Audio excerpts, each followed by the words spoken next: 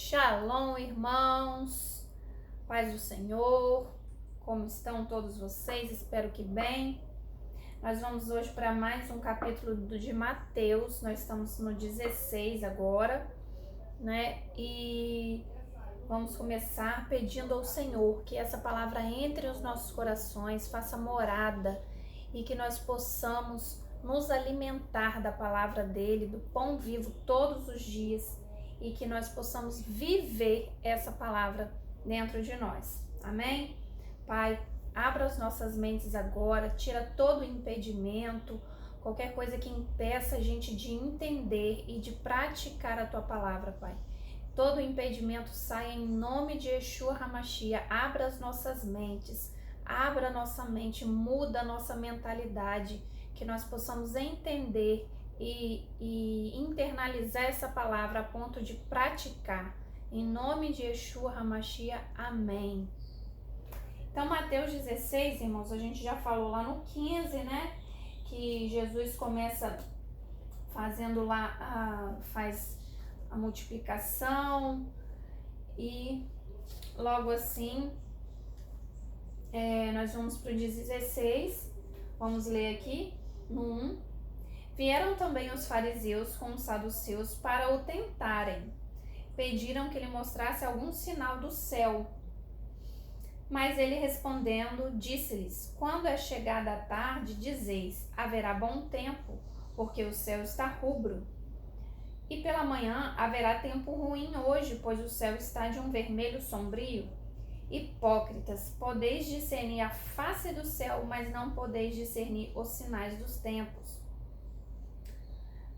Então a gente vê aqui, irmãos, que tanto fariseus quanto os saduceus vão lá tentar ao Senhor Jesus, sendo que fariseus e saduceus, eles eram linhas de pensamentos diferentes, né? Como se tivesse assim, existia, né, a religião principal, né, que era instituída lá, né, desde de Abraão ali, foi vindo, né?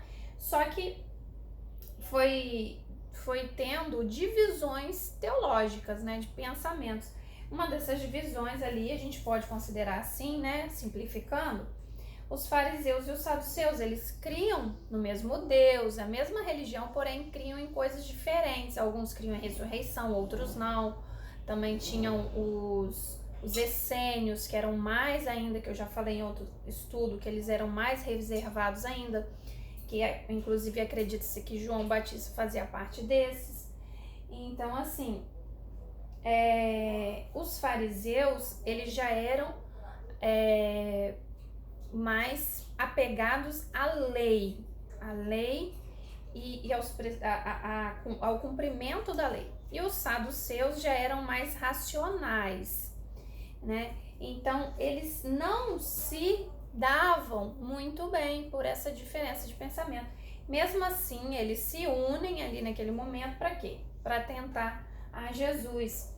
Porque quando algo incomoda, geralmente um crente, um cristão, quando ele está falando de Deus, geralmente quem ele mais vai incomodar vai ser o próprio cristão, por incrível que pareça. O ímpio, às vezes, vai receber um conselho ou uma palavra ali com uma base bíblica melhor, né? Vai parar para refletir, para pensar melhor do que um cristão, porque às vezes o cristão já vai ter as suas ideologias, os seus pensamentos, a sua teologia e não vai conseguir ter a mente aberta para ouvir um outro cristão falar de uma coisa diferente. Talvez a religiosidade de cada um impeça. Então, geralmente, quem mais a voz profética, os milagres, a manifestação real de Deus, quem mais vai se incomodar são os falsos mestres, os falsos cristãos. Agora pegou, hein? Os falsos, as pessoas que são cheias de religiosidade, que não vão conseguir e ainda vão se incomodar por aquele que está avançando, por aquele que está falando algo que ele não consegue compreender.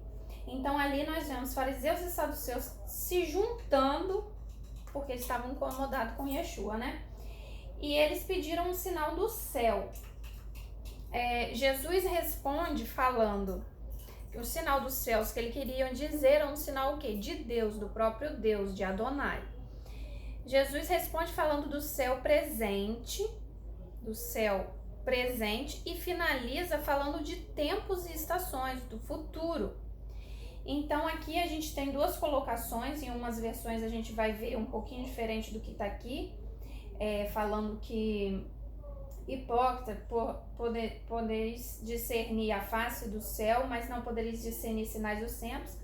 Aí aqui tem algumas versões são um pouquinho diferentes, mas no final a gente entende que ele fala que vocês podem discernir esse céu aqui presente, que é um tempo, né? O sol, o dia que vai vir, mas não consegue discernir os tempos. Então ele fala de uma coisa mais presente e ao mesmo tempo ele joga lá para uma coisa mais abrangente dos tempos e estações, dos sinais, das coisas que acontecem. E a gente vê que isso é muito importante para nós, aprender a discernir tempos e estações. Nós vemos que entender dos tempos e estações, dos sinais dos céus, não é misticismo. Os próprios reis, né, que foram lá saudar Yeshua quando ele nasce, alguns dizem que ele já tinha eles vêm quando ele nasce, vão até ele, então talvez ele já tinha não era mais um bebezinho, já estava maior, mas eles veem estrela quando ele nasce e vão até lá, né? Então, alguns dizem que então tem uma certa passagem de tempo aí, porém, independente disso, eles veem o sinal dos céus do nascimento de Yeshua. Então, os céus servem para nos sinalizar várias coisas proféticas. O nascimento de Jesus era algo profético, profetizado desde o próprio Gênesis, né? Já se anuncia. Então, e os profetas anunciaram, todos falaram sobre ele. E esse sinal eles sabem reconhecer, porque esses reis, eles tinham conhecimentos dos tempos e das estações, dos ciclos de Deus, do ciclo do calendário de Deus. O calendário de Deus, ele segue um ciclo e se renova. E cada coisa, cada tempo, há tempo de plantar, há tempo de colher, há tempo de amar, há tempo de afastar. Então, todos esses tempos estão dentro do calendário de Deus e dentro das festas que Deus instituiu para sinalizar esses tempos. E sinais dos céus também, luas, tipo de lua, eventos climáticos, eventos, né, do céu, a gente pode entender como sinais, assim como os magos lá, os reis, entenderam o nascimento de Yeshua. Então isso não é misticismo.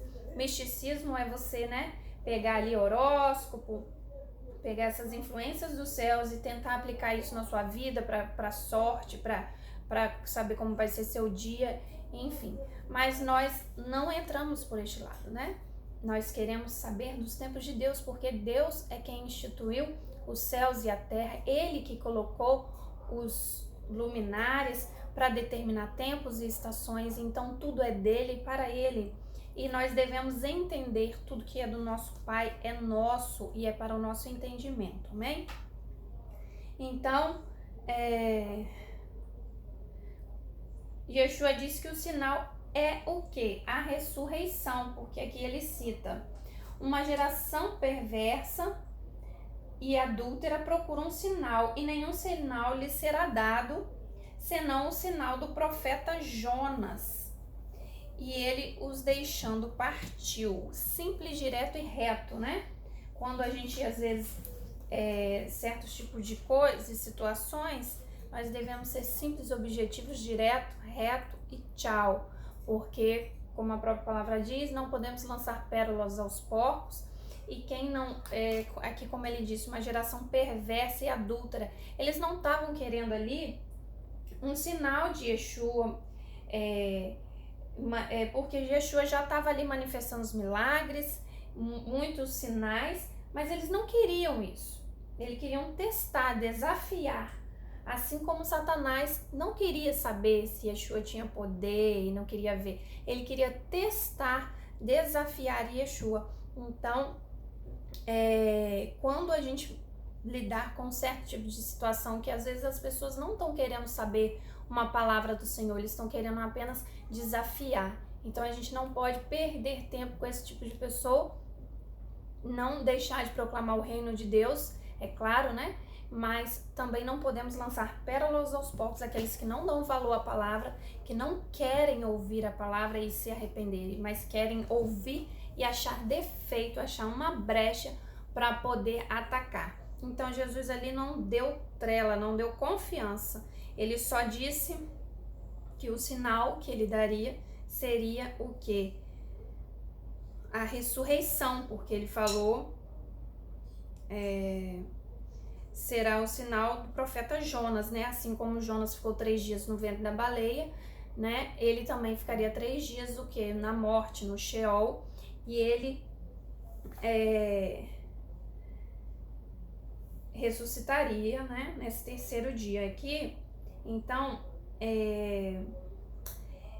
é uma pergunta para nós. Será que nós reconheceríamos Yeshua? Será que às vezes nós também não queremos apenas testá-lo? Será que se fosse nos tempos de hoje Yeshua aparecesse fazendo esses sinais, como ele já aparece através de pessoas, né? Através de pessoas que ele usa, e nós às vezes não queremos conhecê-lo, queremos apenas testá-lo, queremos apenas interrogar, né? Muitas das vezes. Será que nós também não fazemos isso no nosso cotidiano? Testamos a Yeshua e não reconhecemos os sinais que ele traz para nós? É uma pergunta, né, para a nossa reflexão, que sempre devemos refletir. Porque é muito fácil julgar os fariseus, né, os saduceus, o povo daquela época, mas hoje nós temos uma palavra já prontinha, uma Bíblia para a gente ler. Eles não, eles estavam vivendo em tempo real. Então, será que se fosse nós lá nessa situação, será que nós seríamos uns dos discípulos ou um daqueles que ia ficar ali só na multidão? Então, ali, como Yeshua diz, né, que estaria na morte, ele retornaria com a chave, né? Assim como Jonas trouxe ali, voltou e livrou Nínive da morte, Yeshua estaria 3 dias, né, no Sheol, na morte, e retornaria com a chave do inferno ali, em Apocalipse 1:18. Eu até gostaria de ler aqui com os irmãos, deixa eu ver se eu consigo acessar aqui rapidinho. Apocalipse 1.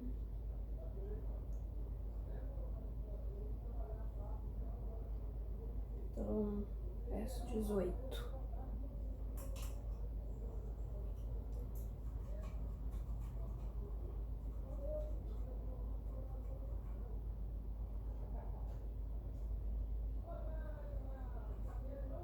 Acho que aqui eu não tô conseguindo. Ai, gente.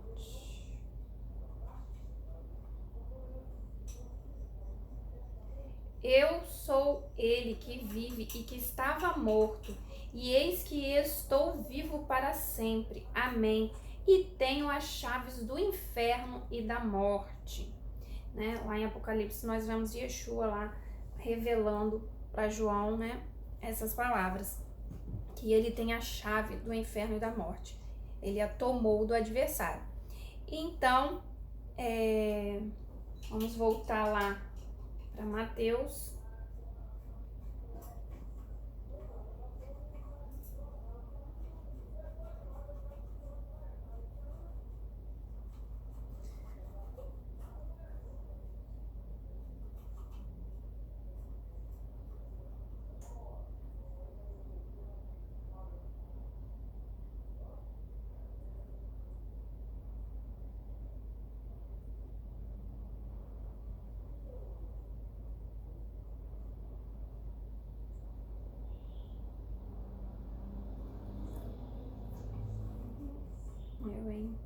Tem um negócio errado aqui, peraí.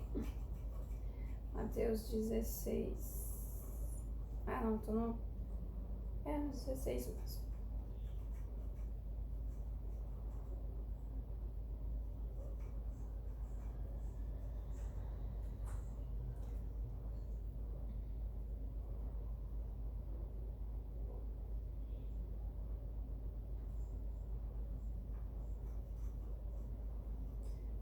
Perdão, vou ter que cortar esse vídeo, meu Deus. Vamos lá. Continuando a leitura. Bom, é a biblinha de papel, né? Tô botando em Mateus, ele tá voltando para Apocalipse.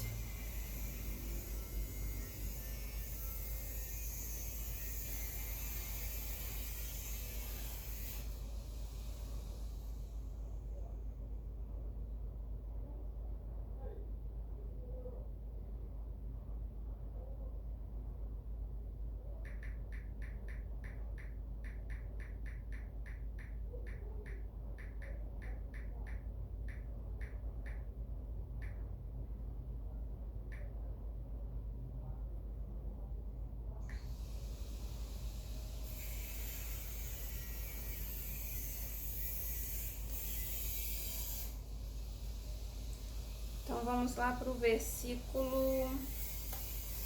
Podia ter dado uma pausa aí, mas 5. E passando seus discípulos para o outro lado, tinham se esquecido de trazer pão. E Jesus disse-lhe: adverti e cautelai-vos do fermento dos fariseus e saduceus. E eles arrazoavam entre si, dizendo: é porque não trouxemos pão? E Jesus, percebendo isso, disse: por que arrazoeis entre vós, homens de pouca fé, sobre o não terdes trazido pão? Não compreendeis ainda, nem vos lembreis dos 5 pães para 5.000 homens, e de quantos alcofas levantastes? Nem dos 7 pães para os 4.000, e de 400 cestos levantastes? Como não compreendeis que não vos falei a respeito do pão, mas que vos guardasseis do fermento dos fariseus e saduceus? Os discípulos, mais uma vez, olhando a necessidade com olhos carnais, humanos, e não acreditando e lembrando do sobrenatural e espiritual. Ali, alguns interpretam que eles poderiam estar ali arrazoando entre eles, que eles, por eles não ter levado o pão, eles estariam sendo, assim como os fariseus e saduceus, querendo sinais de Jesus, porque eles não levaram já esperando um sinal que Jesus iria multiplicar. Então eles estavam preocupados, pensando que Jesus estaria pensando que eles não levaram, e estavam testando ele, assim como os saduceus e os fariseus estavam pedindo sinal. Alguns interpretam assim, um comentário que eu li. Porém, aqui a gente pode entender que também os discípulos ali estavam, né, como sempre, sem entender muito o que Jesus estava falando, e estavam olhando para a necessidade ali carnal do pão, que precisava ter comprado e não compraram, enfim. E quantas vezes só olhamos o que temos, né, o que a gente pode, o que nós somos, ou até onde podemos ir com nossos olhos carnais, não acreditando no que ele já fez ou ainda pode fazer. Eles estavam vendo ali que eles não tinham levado o pão, então eles estavam vendo com os olhos carnais, eles estavam vendo o que eles tinham, o que eles poderiam fazer, e não vendo com os olhos espirituais, assim como nós, muitas das vezes, nós olhamos o que a gente tem. Eu tenho tão pouco, eu sou tão pouco, eu posso fazer tão pouco. Mas a gente está olhando com nossos olhos carnais, baseando em nós e não no que ele pode fazer. E o que ele pode fazer é infinitamente maior do que pensamos ou imaginamos. Então, essa é a nossa pequena fé limitadora. Nós limitamos nós limitamos Deus a nós mesmos. Nós limitamos ele ao que nós conseguimos fazer. Nós achamos, às vezes, que ele só pode alcançar aquilo que a gente pode alcançar, mas eu só consigo fazer isso. E aí nós achamos que esse é o melhor, mas não, o que ele pode alcançar não é o que nós podemos alcançar, não é os nossos limites que importam, né? E a gente sempre tenta colocar Deus dentro do nosso limite. Eu posso fazer de tal forma, eu posso comprar de tal forma uma coisa. Então é o sobrenatural de Deus na minha vida, é o que eu posso fazer. O meu salário é tanto e então eu só posso ter aquilo ali, é o sobrenatural. Não, aquilo ali é o nosso natural, é o nosso limite, mas o limite de Deus vai além disso. O limite de Deus não se limita à nossa capacidade, ao nosso salário, a nossa mentalidade, a nossa inteligência, não se limita. Mas nós, na maioria das vezes, limitamos Deus a nós mesmos. Devemos nos arrepender disso também. Na verdade, não estamos confiando em Deus, estamos confiando em nós mesmos e nos nossos limites, né? Dizendo que eu confio em Deus, mas eu só confio com o meu salário lá na conta, que é o salário que eu ganho, que eu vou gastar, por exemplo, né? Colocando no dinheiro. É o salário que eu ganho, que eu vou gastar, então é isso. Eu confio em Deus, que eu tenho minha provisão. Sua provisão está se limitando a você. Claro que ainda assim o salário que a gente tem, o trabalho que a gente entende que tudo é dele e foi ele que nos deu e ele que nos provê. Mas ainda assim, ele tem capacidade, né? Tem infinita capacidade para fazer muito mais. Aí vamos lá no 11. Como não compreendeis que não vos faleis a respeito do pão, mas que vos guardasse do fermento dos fariseus e saduceus. Então ali, Yeshua adverte que o fermento é a crença e o ensino e a religiosidade. Ele não está falando do pão, ele não está falando, né? Ele está simbolizando o fermento como a religiosidade, uma crença, um ensino corrompido. Então, compreenderam que não disseram que se guardassem do fermento do pão, mas da doutrina dos fariseus. Quando a gente foca na necessidade, a gente não entende Yeshua, não entende as coisas espirituais. Então ali eles focaram na necessidade do pão e não entenderam que Yeshua estava falando de coisa espiritual. Então muitas das vezes quando a gente foca na necessidade física, na necessidade daquilo que a gente precisa, na necessidade por exemplo, eu preciso de vou falar aqui de uma coisa simples, né? Eu preciso de um microfone melhor para a igreja, né? Para cantar ou para pregar. É uma necessidade física, mas se a gente se atentar a isso, a gente não vai entender o que está saindo daquele microfone, que é espiritual, as coisas espirituais que estão sendo anunciadas através daquele microfone, que é o que realmente importa. Então a gente não pode focar nas coisas materiais, mas sim nas espirituais. Eu precisaria aqui para fazer esse vídeo de um espaço melhor, de uma câmera melhor, de um tripé, de uma iluminação, enfim, de várias coisas, mas eu tô fazendo com a necessidade espiritual, focando no espiritual, porque é isso que eu tenho priorizado, é isso que eu tenho focado, porque eu sei que qualidade de vídeo, a gente infelizmente não tem como alcançar neste momento físico, mas o que importa é aquilo que está sendo dito para o nosso espírito, amém? Então vamos lá.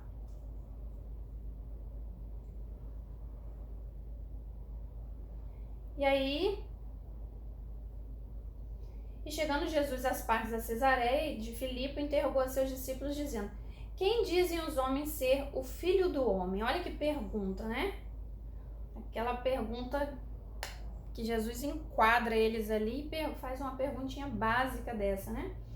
Quem dizem os homens ser o filho do homem? Como sempre ele se coloca como o filho do homem. E eles disseram: uns João Batista, outros Elias e outros Jeremias, ou um dos profetas. Então ali a gente vê que a resposta dos discípulos faz um tipo de comparação. Todos que estavam dizendo quem Yeshua era, estava se baseando em alguém, em um comparativo. Assim como nós às vezes vamos falar de uma pessoa, a gente pode muitas das vezes, para caracterizar ela, comparar a outra, né? Fulano é muito assim, parecido com o jeito, né? Parecido com fulano, o jeito de falar é igual de fulano, ou o jeito de vestir, ou o jeito... Então, eles estavam comparando Jesus a alguns profetas e personalidades ali bíblicas. porque era preciso, eles só tinham essas referências para fazer as comparações, né? Então, a resposta deles mostra que as pessoas tentavam comparar Yeshua com alguém. Mas ele é incomparável. Yeshua não tinha nenhum outro que veio antes dele. Como ele não tinha como comparar, Deus é incomparável, Yeshua é incomparável, porque ele é Deus, ele está em Deus, né? Ele é um com Deus. Então, ele é incomparável. E, pela primeira vez, Pedro dá uma dentro e fala, e acerta, né? Que aí ele vai e pergunta, a pergunta certa que ele queria fazer era para os próprios discípulos, né? Mas primeiro ele pergunta ali quem os outros dizem que ele é, e depois ele pergunta: e vós, quem dizeis que eu sou? Quem você diz que Jesus é para você? Quem ele é na sua vida? Religiosos vão dizer: Jesus é aquele que morreu na cruz para pagar os nossos pecados, nos perdoar. Tá certo? Tá certo. Mas quem ele é na sua vida, no seu íntimo, no seu pessoal? Qual a diferença que ele faz na sua vida? Você se perdi a palavra. Apropriou desse perdão? Você faz uso desse perdão todo dia, dessa morte de cruz? Você tem intimidade com esse Jesus que te perdoa, porque ele te perdoa através de o quê? Do seu arrependimento, do seu relacionamento com ele. Então, quem é Jesus para você na sua vida, no seu íntimo? Ele tá lá, aquele Jesus distante, pregado na cruz, às vezes, lá? Ou ele é aquele Jesus que está com você, que convive com você diariamente, que você conversa, você busca, você aprende com ele, através do Espírito Santo? Então, Pedro respondeu: tu és o Cristo, o Filho do Deus vivo. Glória a Deus.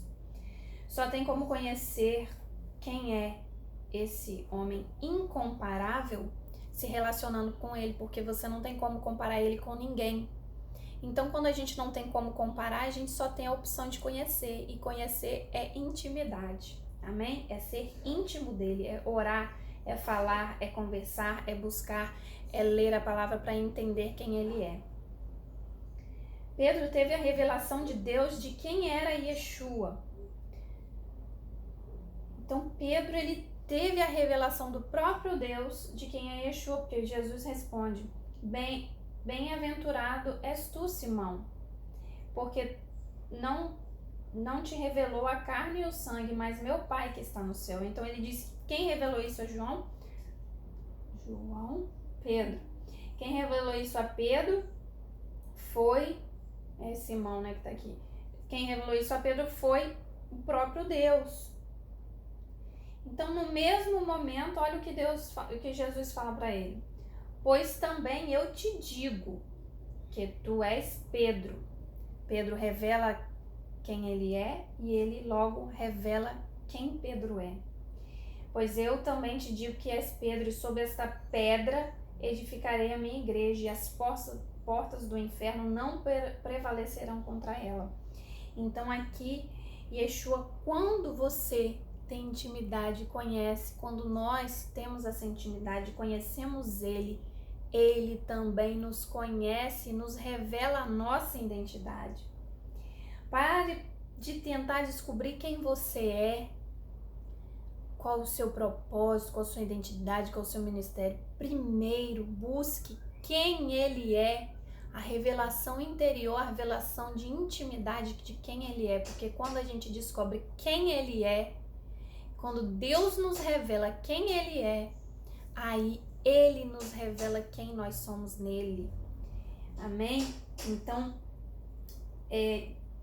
mergulhe nele, pois você está dentro dele. Então aí você vai, se você vê ele, você vai se ver dentro dele, dentro de quem ele é, o propósito seu nesse corpo que é Cristo. Amém? E ali, quando ele fala a questão de Pedro, né? Tu és Pedro, e alguns usam isso aí para falar, né? A igreja romana usa para falar que Pedro é o primeiro ali, né? cria esse papado todo, porque ele fala que Pedro é a pedra ali. E alguns, no original, a palavra que ele usa para Pedro e pedra é diferente, porque aqui tá, tu és Pedro. No original, né, é uma palavra que também significa pedra. E nessa pedra edificarei minha rocha. Então, é uma palavra diferente, assim como aqui no texto, tu és Pedro e sobre essa pedra. É um feminino e um masculino a palavra. Então, no original, alguns justificam que fala que Jesus edificaria a igreja sobre Pedro. Então, sendo Pedro ali a pedra principal. E a gente entende, que também pode entender que Jesus estava falando ali, Pedro acaba de revelar quem é Jesus. Ele fala que Jesus é o Filho de Deus. E ele fala, tu és Pedro, através e sobre essa pedra que ele estava falando ali seria ele mesmo, o Yeshua. A revelação que Pedro teve sobre essa pedra, que pedra? A revelação que Pedro teve, que ele era filho de Deus. Então, sobre essa revelação, Pedro, que você teve, que eu sou o filho de Deus, essa pedra, edificarei a minha o que ele fala aqui? Congregação, enfim. Aí, Pedro, também se entende que Pedro seria essa primeira pedrinha ali usada para edificar a igreja naquele tempo, né? Uma construção, uma edificação de um prédio, né? Uma fundação. Enfim, tem essas interpretações, mas a gente sabe que Jesus é a pedra angular, é a pedra que dá a base ali para todo o ministério, né?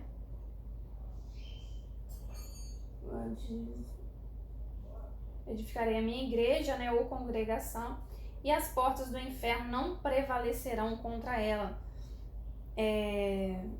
Então ali a questão de Pedro ser o primeiro enviado, né? E o que? O primeiro enviado da congregação, da igreja, e a morte não prevalece sobre a igreja. A morte não pode prevalecer. Nós temos a missão de saquear o inferno, tirar pessoas das garras de Satanás, das garras da morte. A morte não pode prevalecer contra a igreja. A igreja tem a missão de saquear o inferno das garras de Satanás. A chave do reino está nas mãos da igreja.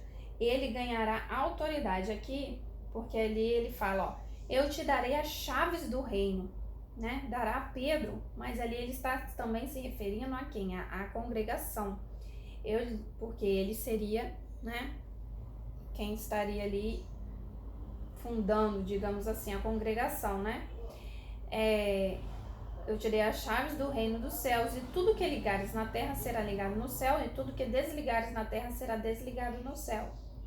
Então mandou seus discípulos que ninguém dissesse que ele era Jesus o Cristo, ou seja, o Messias, o Filho de Deus. Porque não era o momento, né? Ali não adianta, tem certas coisas que não adiantaria eles falarem, porque seriam apenas a palavra deles, e era necessário um sinal da própria ressurreição para confirmar tudo que Yeshua estava falando. Então, ali Pedro ganhou a chave. O que significava isso? Chave dos céus.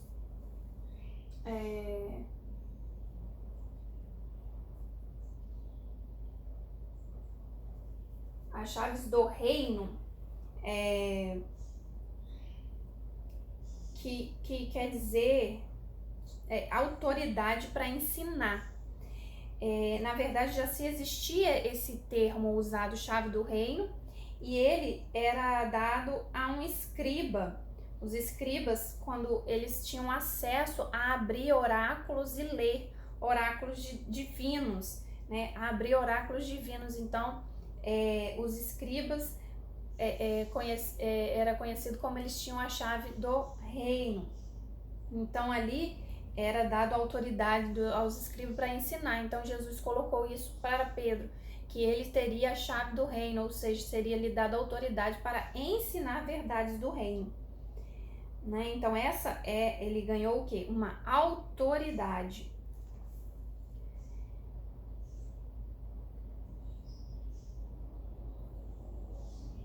Yeshua, a partir da confissão de Pedro, começa a falar sobre o que teria de passar, né? Então, olha bem, desde então começou Jesus a mostrar a seus discípulos, depois que eles entenderam que Jesus era o Filho de Deus, aí Jesus começa a revelar a eles os planos do Pai, os planos que Deus tem para ele começa a revelar as coisas do reino, olha bem.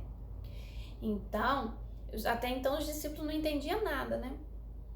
Quando ele falava que tinha que vir e voltar e é necessário que o Filho do Homem...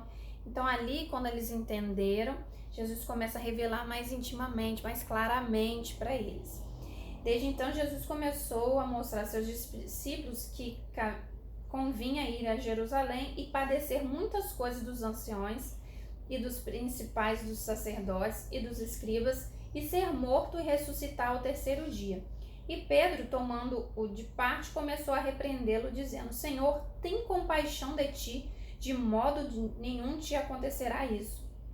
Ele, porém, voltando-se, disse a Pedro: Para trás de mim, Satanás, que me serves de escândalo, porque não compreendes as coisas que são de Deus, mas só as coisas que são dos homens.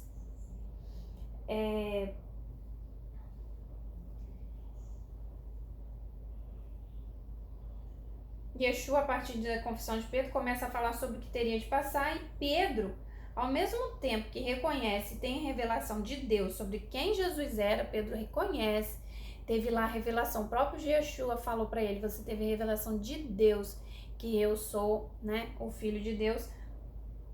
Ao mesmo tempo, ele começa a ser carnal e olhar para a situação, e então é usado por Satanás.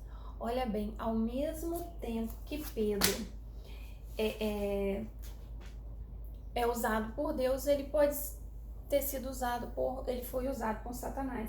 Se olharmos as coisas ao nosso modo, estamos inclinados à carne e não discernimos o que é espiritual.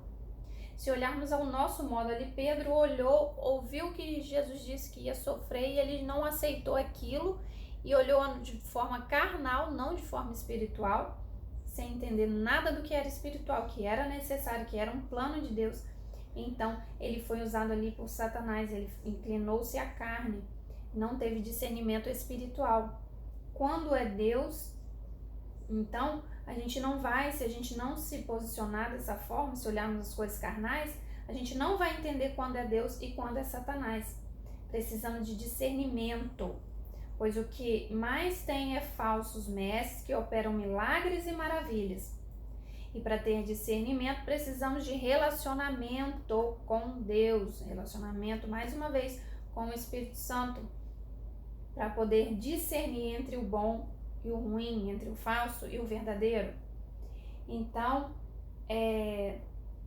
a mesma pedra que há pouco tempo seria usada ali, Jesus acabou de falar que essa pedra seria usada para edificar, virou pedra de tropeço no caminho de Jesus, que ele logo falou: sai para trás de mim, Satanás, que me serves de escândalo. Em outras versões vai estar lá, que me serve de pedra, né, de tropeço, porque não compreendes as coisas que são de Deus, mas só as que são dos homens. Então ele compreendeu a coisa carnal ao invés de compreender a coisa de Deus, mas ele não acabou de compreender o que era que Deus revelou a ele, coisa espiritual, e ao mesmo tempo, no mesmo momento, ele também desvia ali, né, o foco e vê a coisa carnal. Então Yeshua mostra mais uma vez que era necessário ele morrer, e quem o seguir também deve perder sua vida, negar a carne e ter a recompensa segundo o que faz. Ali no seguinte nós vamos ver isso. Então, gente, a gente tem que se preocupar muito, porque nós mesmo caminhando com Yeshua, tendo visões espirituais, em momentos que nós usarmos a nossa carne para agir, para entender e discernir as coisas, nós podemos ser usados por Satanás. Nós podemos nos inclinar à carne e acabar sendo pedra de tropeço. Então, que nós venhamos a procurar discernimento e olhar as coisas com a visão de águia, visão espiritual. Amém? Aí 24. Então Jesus disse aos discípulos: se alguém quiser vir após mim, renuncie-se a si mesmo, tome sobre si a sua cruz e siga-me.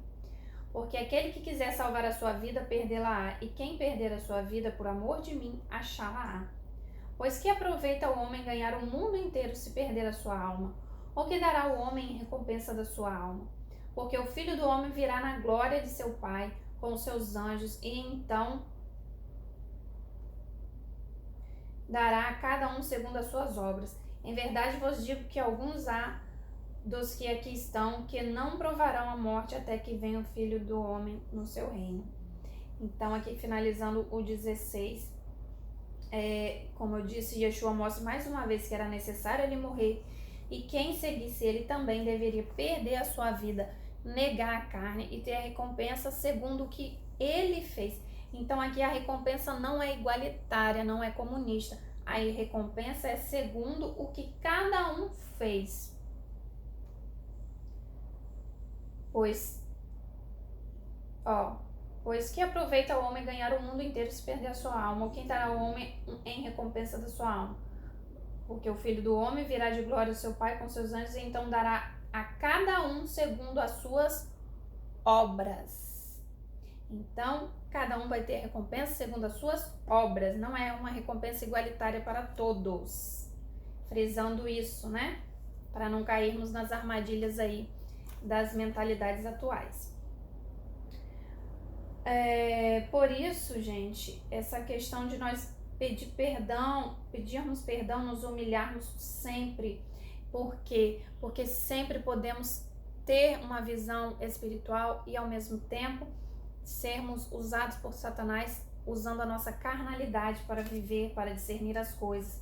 Então, nos humilhar, nos arrepender. Ora, nós estamos lá com a água no pescoço, mergulhados em Cristo. Ora, nos vemos com o pé lá na areia, nem um pouquinho, nem água nem no calcanhar, né? Como a pastora pregou, os níveis de quando a gente mergulha em Deus, né? Vai entrando no calcanhar, vai subindo a água. Às vezes você tá com a água lá em cima e de repente você corre para a areia. Então foi aqui o caso de Pedro, né? Ele foi lá em cima, revelação do céu que ele era o Filho de Deus, e de repente ele foi lá para a areia, porque foi usado por Satanás, usou a carnalidade. Devemos então sempre nos humilhar, somos propícios a erros e devemos buscar nos aperfeiçoar e sempre nos arrepender. Então vamos lá para o 17.